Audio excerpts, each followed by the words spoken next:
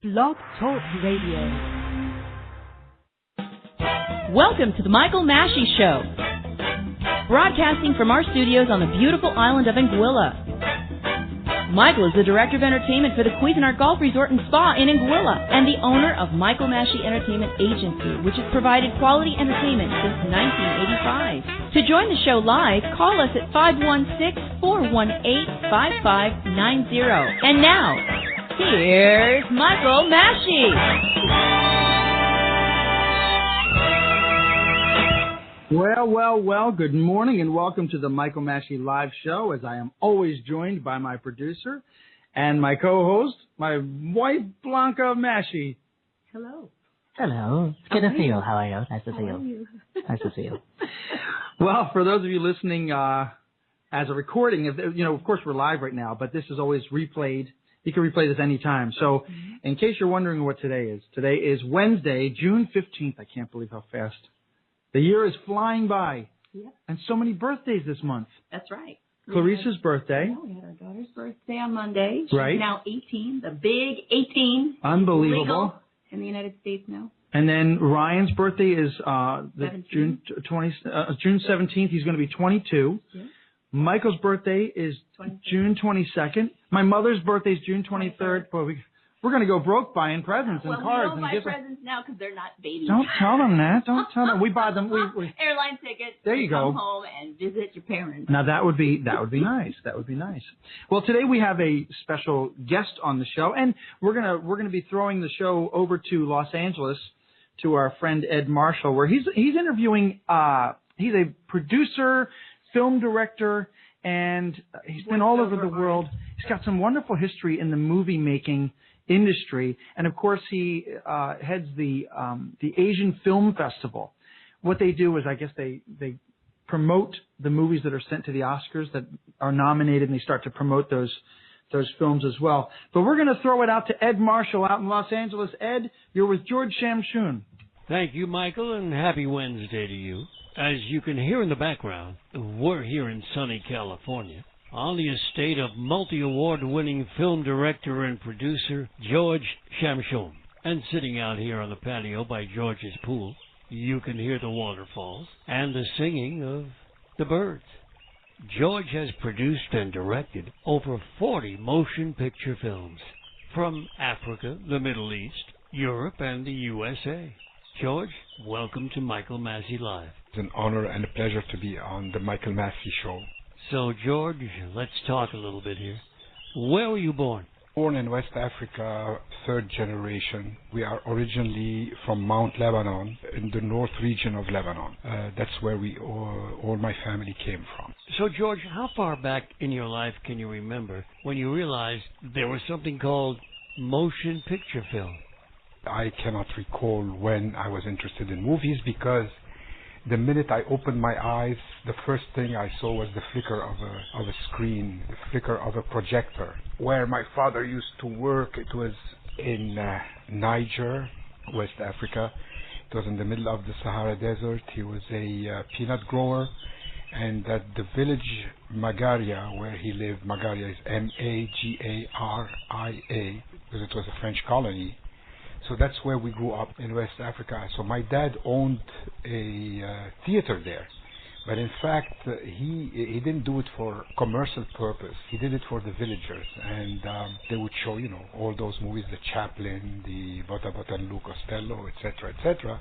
And my mother, in the evening, there's nothing to do, so she would go to the theater. And when I was, literally, a month, she would take me there, and I opened my eyes and looking at the silver screen. And my love started then. Unconsciously or consciously, I cannot explain, but this was my path in this world. So you were basically born into the film industry without even realizing it. Yeah, absolutely. This was my goal in life. I never thought about something else. A lot of kids, would think, I want to be a fireman, I want to be in the military, I want to be whatever. Me, it was always, I want to be a filmmaker. What kind of schooling did you have in Africa? In Africa, there were no schools. And so my father took me and my young sister to Lebanon, to Tripoli, North Lebanon.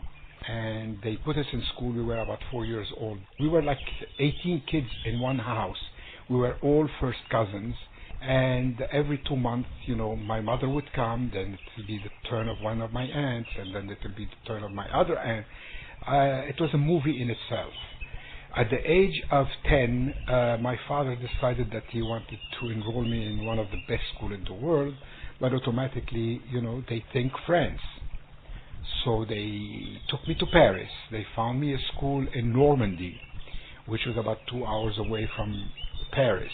It was a boarding school, and they put me there. I didn't have any family, I didn't have any friends, I didn't have anyone. So imagine how difficult it was for me to be there. It was a private school, École des Roches, and we were maybe not even 200 kids, but we were, all kids coming from a very high standard, families, the well-to-do family, extremely well-to-do families. And half of the school, they were from foreign countries. So that's where I grew up, and we would be like every 30, 40 kids would be living in one chateau, or whatever you call it, mansion, that's the word. And so we had like a father and a mother who took care of us. But of course it didn't replace our real parents, but the schooling was fantastic, and the school was a great school. That was a lot of schooling. Where did you go after that? From there, the last year I went to Germany, an exchange program. So of course it was great because I learned the German language. And from there I went to Wales, where I enrolled in a college again, a wonderful college called Atlantic College, and it was in Wales. And it was a specialized college for only international kids. We were, again, about 120 kids. The whole point of that school, which was created by Dr. Hahn, is to get people from all over the world to live together for 2 years and prepare, for future. So he said, if we want peace in this world, is that to get people from each country so they know each other when they grow up. So later when they become politicians or whatever, it'll be easier, to relate to their problem, to their culture, etc., etc. And from Atlantic College, I went to Poland, where I stayed for nearly 9 months, where I did the documentary film school, and from there I came back to Paris and finished my university schooling, which was filmmaking at the Conservatoire du Cinéma, and I was graduated in Paris. So you were finished with Paris, you graduated. Where did you go from there? When I graduated in 1968, I went back finally to Lebanon, decided to live there. It was summer of 1968, so I shot my first movie called Inside Out, and that was my first movie ever. It was a 50-minute feature length. And from there, I worked in Lebanon. So that was Lebanon, 1968. Then what? In 1970, I did my first real feature film called Salam After Death. Now we're 5 years later, 1975, and life changes in Lebanon. The war broke out in Lebanon. I decided to stay, and I took my camera, and I had a team with me.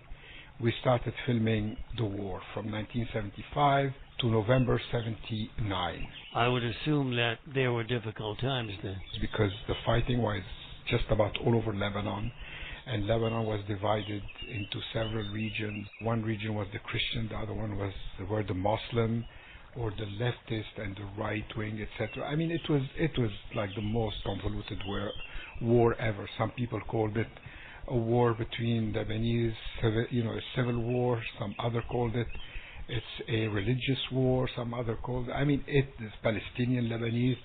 So I did the movie called Lebanon Why, which did an amazing journey. It was shown in 17 film festivals, won many awards, was submitted to the Oscars here in America. It had a run in theaters, London, Paris.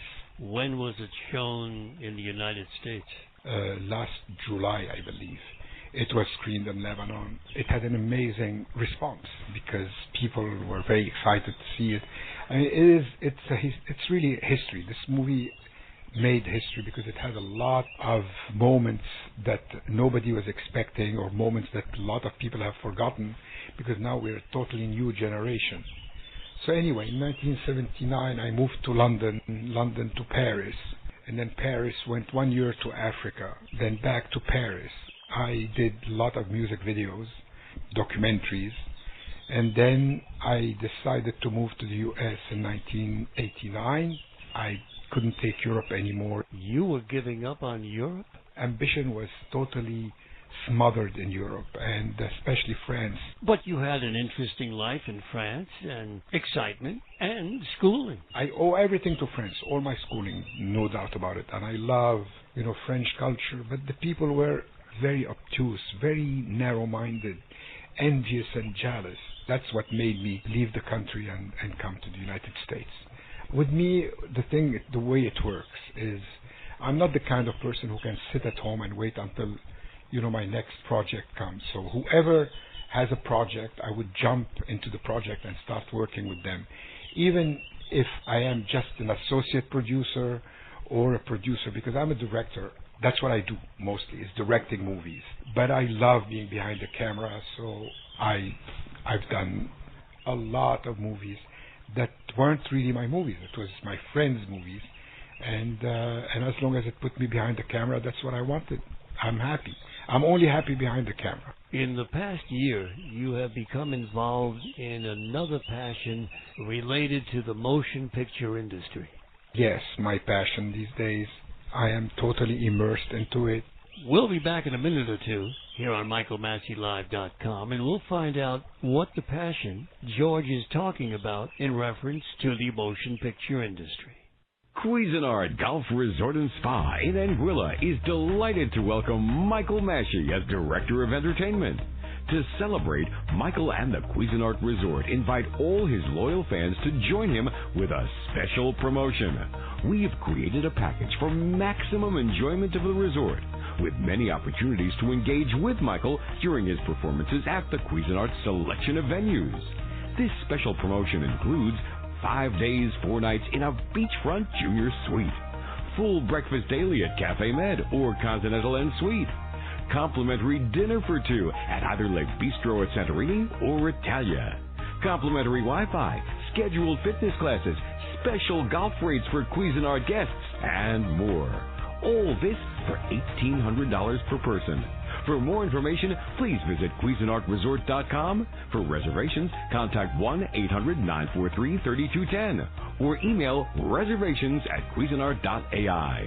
Be sure to reference the special rate code MMP and tell them Michael Massey Live told you to call. Package rates based on double occupancy. Additional nights available at prevailing rate. 10% service charge. 10% government tax. $3 per adult. 12 years and older per night. Government parking levy will be added. 15% service charge on meals, spa gratuities, and beverages are not included. Only valid now through December 17th, 2016, so it closed August 28th through October 14th.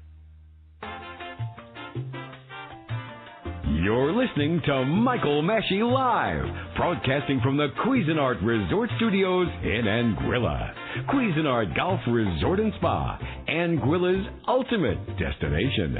Michael is joined by his wife, producer, and co-host, Blanca.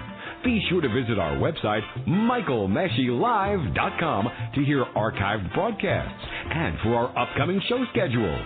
To speak with the hosts and guests on the air live, call 516-418-5590. And now, back to the show. We're back here on MichaelMasseyLive.com. I'm Ed Marshall, and we've been talking to multiple award-winning film director and producer George Chamchoum. George, tell us about your passion, opening a world for Asian filmmakers. And of course that would be the Asian World Film Festival, to be held here in October in Los Angeles. We promote the movies that are submitted to the Oscars and to the Golden Globe, so we give them a springboard so they can have a direct path to being nominated in the Oscars. And this, of course, is for Asian filmmakers. So we are a unique festival. I take it there are many film festivals happening at any given time around the world. About 3,000 festivals in the world. Well, believe it or not, our festival is unique in its concept. Where is the Asian Film Festival presented? This festival is held in Los Angeles, but to be exact, to be precise, it's in Culver City, which is in Los Angeles. Culver City, they call it the heart of Screenland. That's where Sony Studios are based. Culver Studio is based, which used to be the Selznick Studio. Culver City is a very thriving, beautiful city, great restaurants, wonderful people, great theater, which is the ArcLight, which is our home. During the festival, our home also is the landmark Culver Hotel in downtown Culver City. This film festival was born just about a year ago. How were you involved? This festival was born out of frustration and anger. Because when you know the Asian countries were 51 countries, that spans from the eastern shore of the Mediterranean, which is Cyprus and Lebanon, all the way to Japan, from Turkey, Russia, by Georgia, all the way to China and India. It englobes all the Arab countries, not Egypt, but all the Arab countries. Out of those 51 countries, on average, 20 to 23 movies are submitted each year to the Oscars. What is mind-boggling is that since 1947, only 7 movies won the Oscar from those countries. And out of those 7 movies, 2 of them are honorary Oscar, which means only 5 movies ever won the Oscar. This does not add up. When you know the amazing wealth of filmmaker coming from those countries, you know, it takes a lot of money to promote those movies. It takes between $50,000 to just say there is this movie that exists, to about $1 million to a couple of millions to just promote the movie and put it in theaters in the U.S. So out of 23 submissions, maybe 5% of those movies are released and the rest they go into oblivion. So you want to help fellow filmmakers from another part of the world. Maybe it is the time for me to give back what I got all my life, all the blessings, that were upon me. Let's help the filmmakers from Asia. And the way we can help them is screen their movies, the Oscar and Hollywood Foreign Press movies. Let's screen them at the festival. Invite as many filmmakers from Hollywood and Golden Globe members. So maybe, within few years, couple of years, we'll finally have a place in the sun in Hollywood. Well, actually the miracle did happen in a very small way, but that's how everything starts, in a small way. Last year we had one of our movies nominated, which was the movie from Jordan called Thebe. And that in itself was an amazing achievement for us. And we're all very, very proud of this festival, and we urge everyone to come to this festival, which is held from October 24th to November 1st, 2016. And where will the movies be shown? In downtown Culver City at the ArcLight Theater. It's all about strengthening the ties between the Asian and Hollywood film industries. George Chamchoum, as a friend and colleague, I thank you for being here with us today. Of course, it was an honor and a pleasure to be on the Michael Massey Show. I'll come back again during the festival. But in the meantime, please visit our Facebook page, Asian World Film Festival. Like the page, share it with your friends, spread the word, because this is the only way that, people will start opening their eyes on this amazing continent and this wealth of culture, rich and beautiful. Any additional information you'd like to give out to our Los Angeles listeners? You can visit our website, www.asianworldfilmfest.org. You will have all the program there, and please come. Thank you, George, and thank you for logging on to MichaelMasseyLive.com.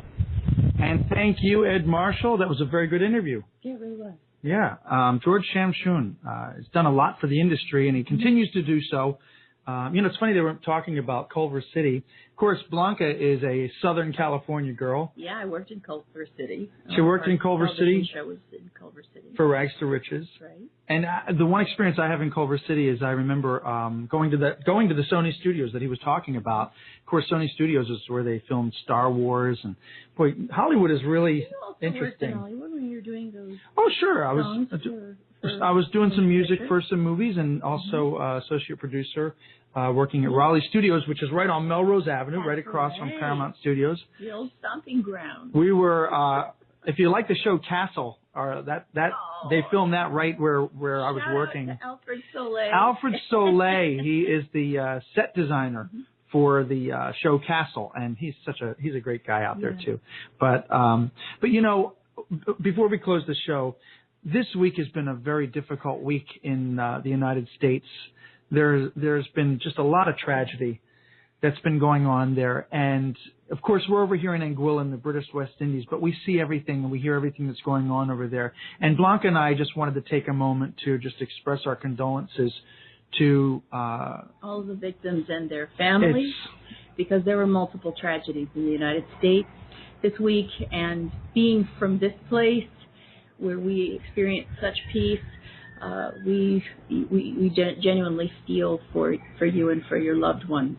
It's heartbreaking to see what's going on in the States, and you know, as U.S. citizens, I would just like to say that don't let terrorism tear us apart. There's a lot of hatred going on within our own people, and just hopefully we can pull it together and stay strong. Our differences aside. Listen, it's okay to have differences. Have diplomatic talks about it. Change things through government. Change things through elections. But don't change things through violence. Violence is not going to work. No. It just brings heartache, and there's a lot of innocent people that are just literally getting slaughtered. You know, it was one thing when it's happening overseas and you're in the States watching it, and boy, you feel terrible. But when it hits home, it's maddening, it's sad, it's frustrating. I don't know the answers, but all I can tell you is just stay strong. And prayer is power. I mean, really, start uniting to pray, and vigilantly so. Uplift the ones that you love and your neighbors and your friends. Regardless of whether you agree or disagree with each other's viewpoints, it's important to support each other as human beings and to try to unite. Mm-hmm. And, you know, I remember the days when you could say, oh, well, that would never happen here in the country. Okay, that's changed. Well, it used to be that you could express your political viewpoint. You could express your opinions, and you didn't have to feel that you would be either terrorized or scrutinized or not given service in restaurants.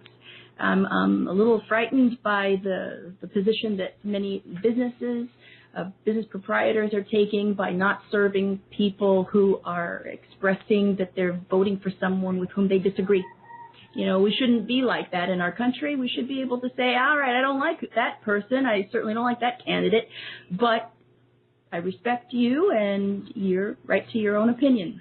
Yeah, and don't forget freedom of speech. But there's ways to handle things. There's ways to handle things in a peaceful way. Just love one another. Be friendly. Be kind. Don't hate. Don't hate everybody. If someone has a different opinion, don't hate them for it. You can have a discussion, and it's okay to disagree. Sure. Husbands and wives disagree all the time. Yeah, but we love each other madly. Even about what we want to eat, even about what movie we want to see, or about who should be cleaning the bathroom. So, I don't know what else to say, but we just wanted to express our condolences and sincere, heartfelt prayers to those people that have lost their lives and senselessly. But I hate to end it on a bad note like that. But you know what? The interview was very interesting. It was a very interesting interview with a really brilliant person. Absolutely. And we thank Ed Marshall for doing that. He's out there in L.A. And, so we will see you on the next Michael Massey Live show. Be sure to make sure you check out michaelmasseylive.com on the Internet. Because right there you can see all of the old shows. Oh, by the way, not only can you listen to our past shows, but now we're creating our shows so you can watch them a little bit more dynamic. Yeah, so you can see where we're broadcasting from. You can see pictures of the people that we're interviewing, and we'll continue to bring some interesting guests to you. And Blanca, thank you. You're welcome. Another wonderful show. My job is complete. Wonderful show for you. And now it's time to eat. I love eating. So we'll see you next time on Michael Massey Live. Bye, everybody. You've been listening to The Michael Massey Show.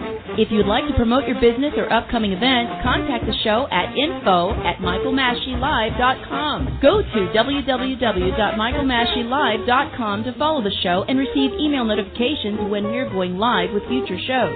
Share this website on Facebook, Twitter, and email. You can follow Michael on Twitter at Mike and Anguilla, or on Facebook at Michael Mashi Live. Join us for our next broadcast. Ciao for now.